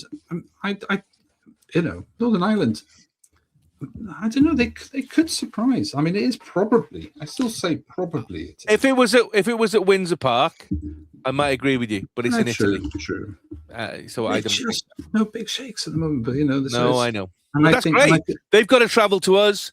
If we win this, that's perfect for me. That is perfect. But I think a hostile Italian crowd can often be more hostile to the Italian team when they're underachieving. I've seen horrible. It's a bit like the England team. If they're struggling, their fans can turn quite quickly. Yeah, absolutely. And I would say that's actually coming to places like coming to play at Cardiff. We've got to make sure that we don't let them feel comfortable or anything like that, but I think they'll probably quite thrive in an exciting match environment like that. And you know what the way fans can be in the corner of the ground. I just think the home game for them could be quite tricky. But quality-wise, on paper, that's who we're playing in the next game. On paper, that's why we're talking about it, because we believe we'll get through. But I'm not quite there yet. I'm not saying we're definitely playing Italy. When we're talking about the game, we just keep saying it's the final. We'll just keep saying it's the final, the qualifier. But we're not calling it the Italy game just yet. We've got to get there first. Absolutely, absolutely. absolutely. I think that's why he'll play a strong team. Jamie, how important is it? It's at the Cardiff City Stadium. Massive, yeah, huge, isn't it? I mean, you guys can inform our listeners and viewers far better than I can, because you guys go and watch the games. But it's a cauldron, isn't it? And I think we said this before that North Macedonia game. I think the red wall can be such a weapon, and when it's firing, it's pretty intense. And I've no doubt that it'll be in full voice come Thursday night. Yeah, absolutely crucial. I think is the fact that it's at the CCS. I think is a massive, dare I say, advantage to us. I think it's the crowd can be that much of a factor. I think it's a huge plus that the game is being played there. Yeah. And obviously, hopefully we win this one. Whatever happens, we will be playing on Tuesday, whether it be a final or a dead rubber against probably Northern Ireland if we lose this one.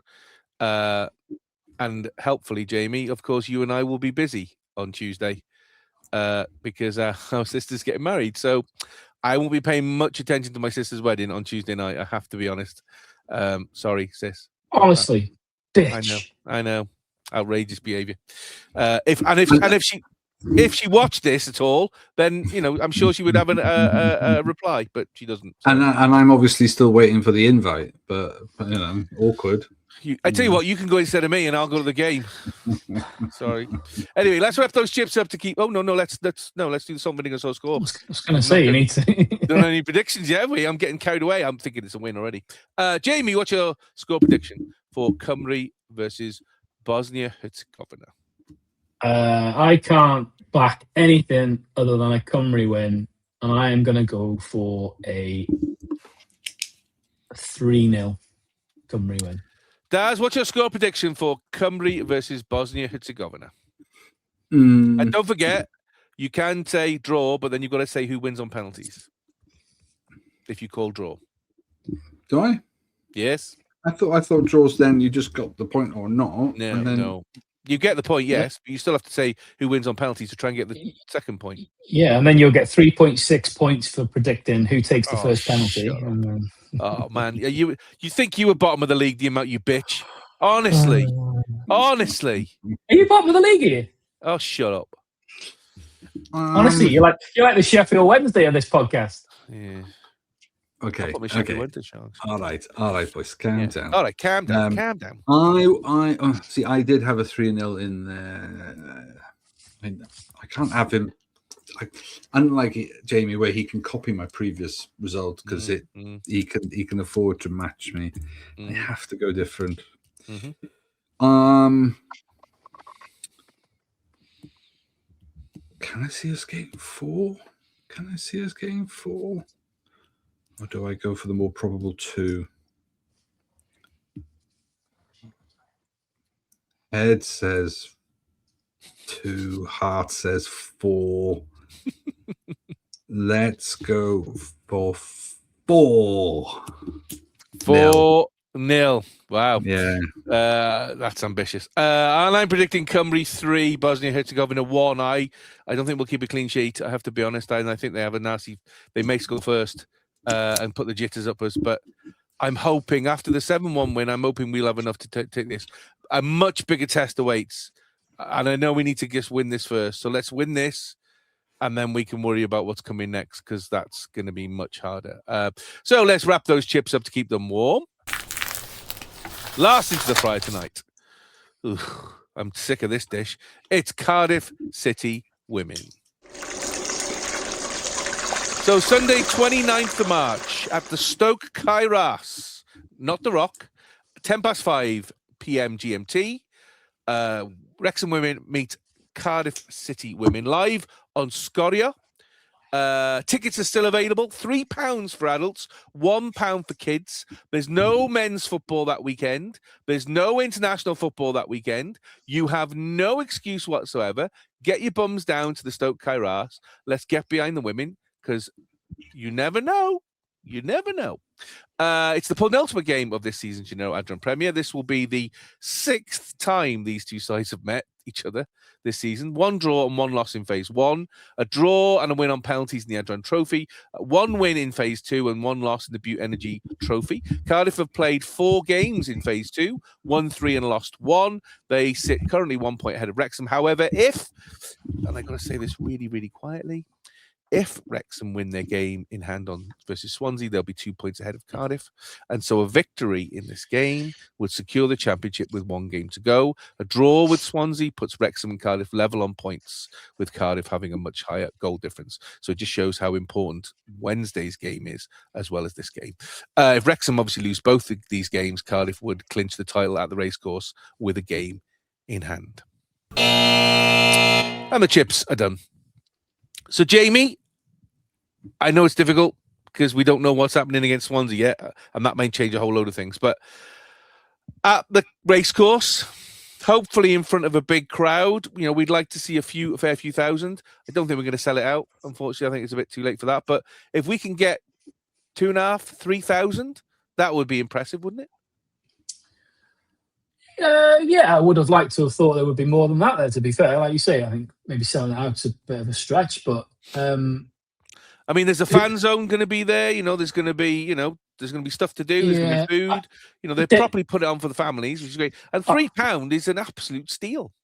Oh, it is. I mean, like I say, I bought that 3-ticket pass a couple of weeks ago, and to be honest, I've not been able to use. I don't think I'm going to be able to use 2 of the tickets, but I am going to go on Sunday because I'm able to. It'd be interesting to see, obviously, after what happens on the Swansea game, whether there'll be a mass. Because if we win that game, I wonder whether there'll be a bit of an uptake in tickets because it's a decider, isn't it? Really. Yeah. Whatever happens, I hope there's a good number of people there to support the women. I'm sure there will be a good couple of thousand at least. I'd like to think it'd be more, but I'd like to think at least a couple of thousand. I mean, I think earlier in the week I think I saw something from Mark Swales saying that they were having to look at opening up another block because the original blocks they were planning on opening had been sold. So there's obviously been some good interest in it. But like you say, for £3 and £3 for adults, £1 for kids, and a weekend where there is no men's football, and like you say, it's worth doing. It's worth going and supporting just for that reason alone. But the fact that something really monumental could be riding on it makes it even more appealing to go. It feels a bit written to me. It feels a bit written in the stars. I've got that feeling. I've got to be honest. I do think we'll beat Swansea, and I just think if we beat Swansea, I just think this is written. The fact that we're playing this game at the Cae Ras, I just think it's written. He's definitely glass half full this week. Daz, we've said before, haven't we, about how much Cardiff are mentality monsters. They've done everything they needed to do. They have won. They've beat Swansea, twice. After coming back twice from behind. In fact, their only blip really has been that league tie at the Cardiff City Stadium where we won 3-1.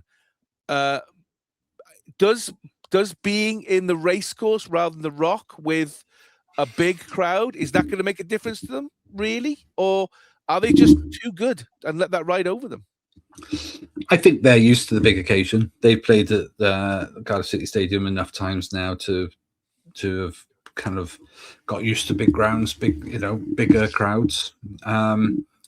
Whether or not the Wrexham hostile crowd, I mean, whether or not you could generate that cauldron, that kind of atmosphere, I'm not sure. I'm not sure that they'll be phased by it. You certainly have an atmosphere. Sorry, I didn't mean that you. No. I get what you mean. I mean, the issue seems to be at the moment is, depending on who you talk to, it's that the tickets are allocated seats.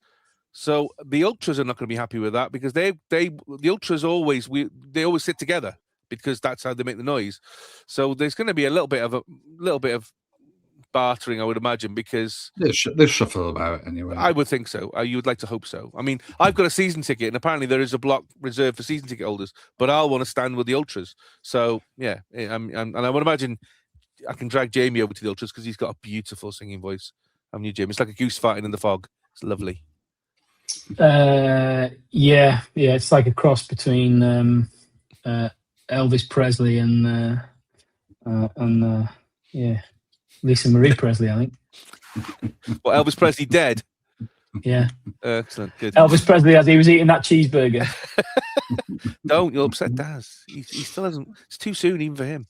I mean, as we said, Wrexham, though, have a resilience, Daz. We saw that last week, to say the least. We saw that against Aberystwyth, those two fantastic games against Aberystwyth, where Aberystwyth absolutely took them to the wire and Cardiff just about had enough to either win or penalties or get that kind of last-minute goal. We've seen that happen a number of times this season.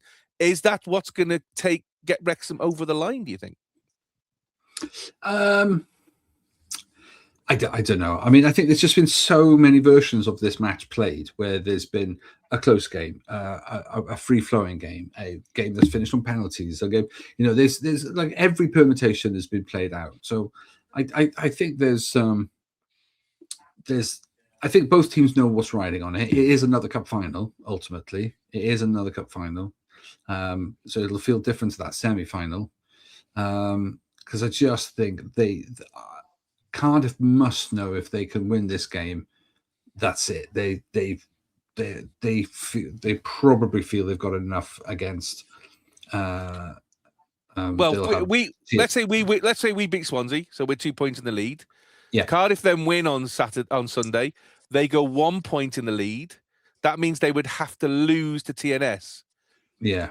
Which you can't exactly really see that happening. No, I think that's my point. Is like they've got to have that confidence that they can beat TNS on the day.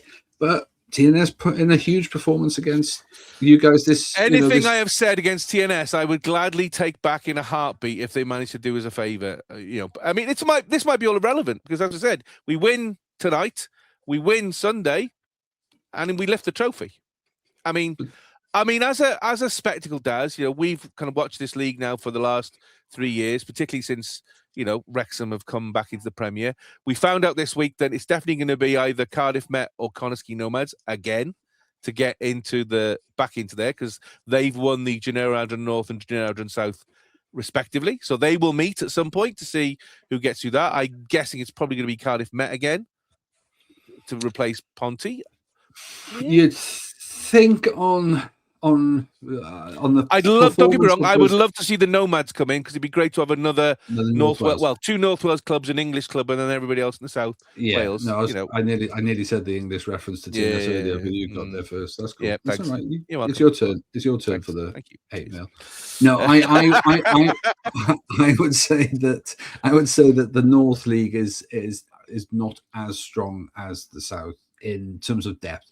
I think on their day you've had yourselves in there previously, but the Britain Ferry Llansawas have done it. I think Pontypridd or whether it's Cardiff Met, they just feels to be a stronger league. So normally I would back them. So I think it would be great to get another North Wales team in there. But the question I was actually going to ask is how good an ending is this to the league to finally get some competitiveness as we get to the because normally by this point Cardiff have won it or Swansea have won it. It's all over. Cardiff will disagree with us, but no, it is good. It is good, and it's hard when there's this eight team division when it splits into the 2-4 divisions. 14 divisions. So you've got the plate and you've got the championship conference, and then it's a very tight turnaround between same teams regularly. It just feels odd. For me, I still feel that there's an option to expand so that you could get a couple more North Wales teams in there, and you could, and maybe not feel the need to have such small groups. Still have the split maybe, but if the split was a 6-team each way, so 12 or something like that, that would feel, a little bit more. I don't know. There's something to it, but at the moment, it's so intensely now. The same three teams always in the top, always playing for that. It's totally hard agree. to get behind it. I totally agree. I mean, the report should be out soon from the review that they've done on Welsh women's football. I mean, do you think that one of the recommendations will be we need to extend the Premier and we need to put it as what are the men? 12 teams of the men? Is it 12 teams in the? Cymru Premier, yeah. So increase the women's to 12 and automatically promote at least 2 or 3 clubs from the north. And I mean, I know the South will start bleating, going, "Well, that's not fair." Well, it is fair because it's a countrywide league. It's not a regional league. So you could promote. You look at the end of the season this season and take Connaskey and take.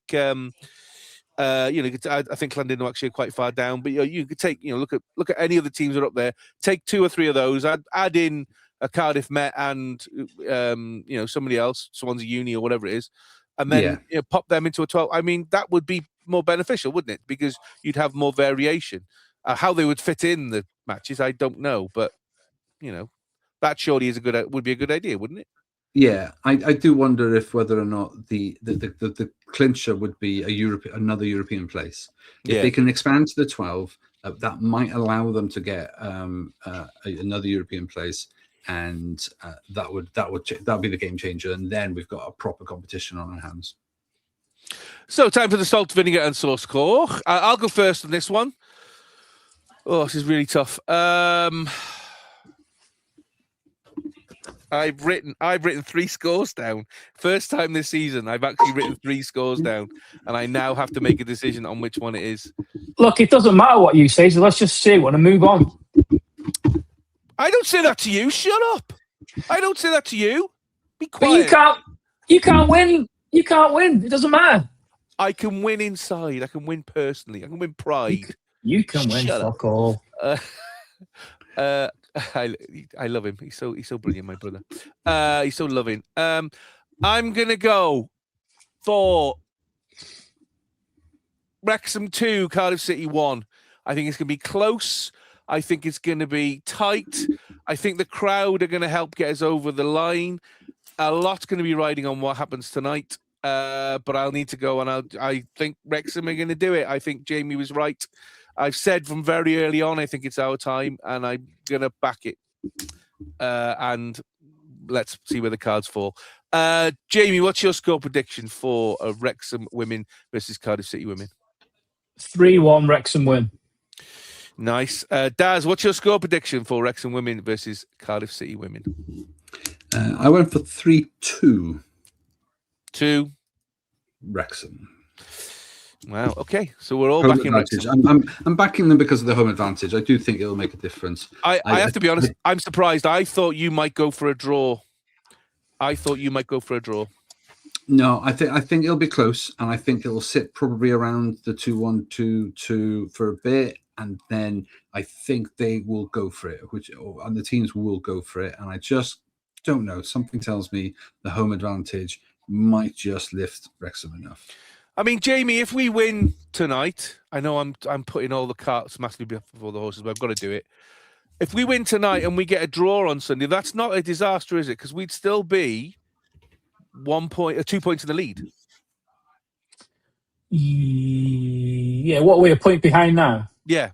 So we'd still be at 2 points in the lead. So basically, it takes it on to basically means we have to beat Swansea or draw with Swansea, but hope then Cardiff throw some games away. I think as long as we give ourselves a position where it's got to be won by points, then that's good. I think obviously we can't get to a situation where it comes down to goal difference, because with the games we've got left, I just don't think we've got enough. I think they've got like a 10 or a 12 or a 15 goal difference. I think something stupid like that. Cardiff. So there's no chance on that at all. It has to be outright. But yeah, I think you're right. I think it wouldn't be the end of the world, but I just, like I said before, it's written in the stars. So let's wrap those Chiefs up to keep them warm, and we'll be looking back at all 3 of these games in next week's pod.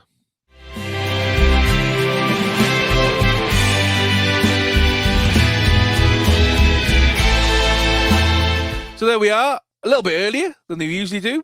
I quite enjoy a Friday normally. It's a bit weird coming out on a Wednesday, but there you go. Don't forget, though, next week's pod will be on Tuesday, even earlier, because of the fact is that we have this massive game potentially on Tuesday night against either Italy or Northern Ireland. Daz? Probably Italy, yeah. Which obviously could mean we're going to the World Cup, which is mind-blowing, to say the least. I mean, we could be celebrating Cymru in the playoff final and Wrexham Women clenching the title, or, well, let's just stay positive. Shall we? Next week, we will be looking back at Swansea Women versus Wrexham Women, Cymru versus Bosnia, and Wrexham Women versus Cardiff City Women. And we look forward to it's a massively busy week next week.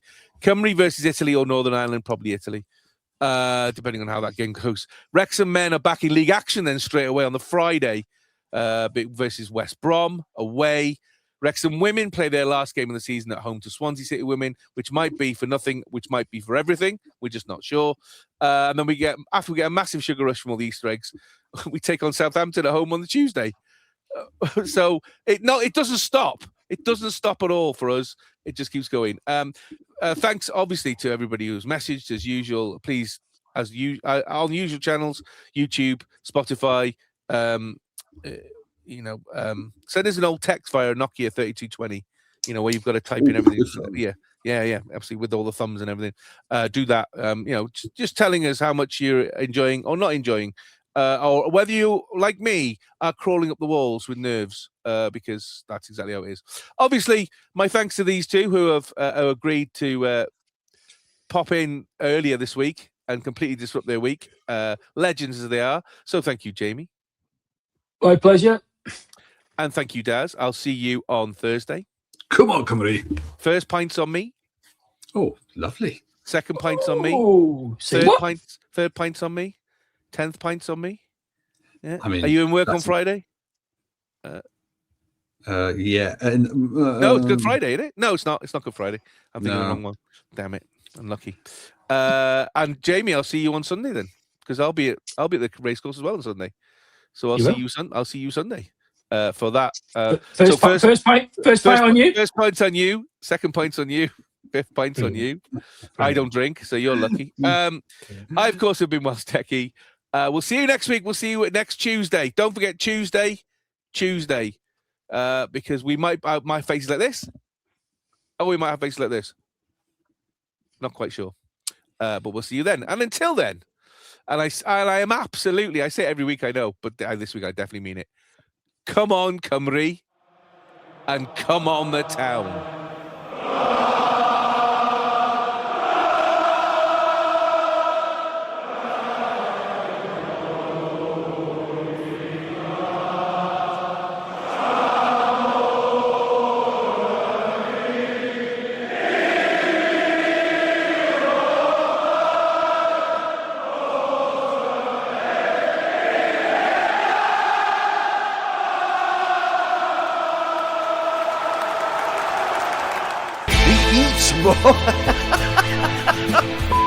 Clinton, 4-0. Thomas, after like a goal. That's number 5. Plays it through to Bellamy. Cae Bellamy has 2-1 Wales. Cae Bellamy. Tony Hughes for Wrexham into the lead. And that's it! Wrexham are champions! Wrexham are champions! Wrexham are the FA Trophy winners 2013! Alex Cross, great ball! Equaliser! Elliot Lee! Back to back promotions. Can you believe it? The Eat More Chips Podcast.